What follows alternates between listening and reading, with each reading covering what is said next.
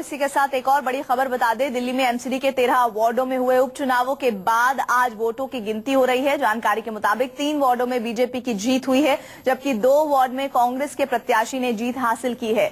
BJP ने नवादा, शालीमार बाग और Wazirpur seat पर कब्जा जमाया है, जबकि कांग्रेस ने झिलमिल और मुनीरका सीट पर कब्जा किया है। जो जानकारी आ रही है उसके मुताबिक 13 वार्डों में वोटों की गिनती हो रही है।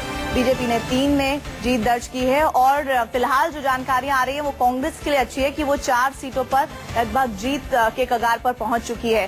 5 पर आपको बता दें आम आदमी पार्टी का कब्जा होने की जानकारी, साथ ही 1 के जो सीट है वो अन्य के पास गई है। एमसीडी उपचुनाव में आपका खाता फिलहाल आपको बता दें जो स्थिति है वो जो शुरुआती मिल रही है बहुत अच्छा नहीं दिख रहा है। जहां एक तरफ प्रचंड बहुमत से सरकार बनाई थी आम आदमी पार्टी ने, दिल्ली में 67 सीटें आई थी और ऐसे में आप समझ सकते हैं किस तरह से उसकी उन तमाम उम्मीदों को या विचारधाराओं को एक करारा झटका इन एमसीडी चुनाव में लगता दिख रहा है। सईदा आफीफा हमारे साथ जुड़े हैं। सईदा, फिलहाल बताइए किन सीटों पर किन पार्टियों का कब्जा होता दिख रहा है?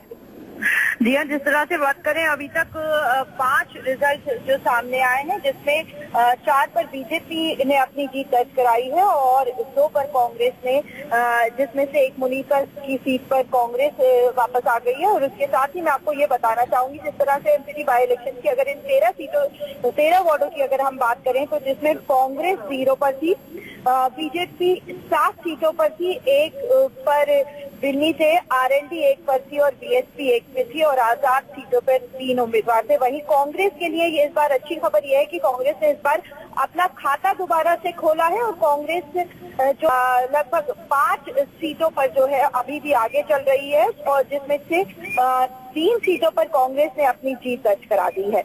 जी, और सबसे बड़ी बात है कि जो बीजेपी के उम्मीदवारों की जीतने की बात सामने आ रही है उसमें सबसे ज्यादा कोशिश बीजेपी की थी कि जो उनके विधायक रह चुके हैं उन्होंने उनको मैदान में उतारा था एमसीडी के कैंडिडेट्स के तौर पर।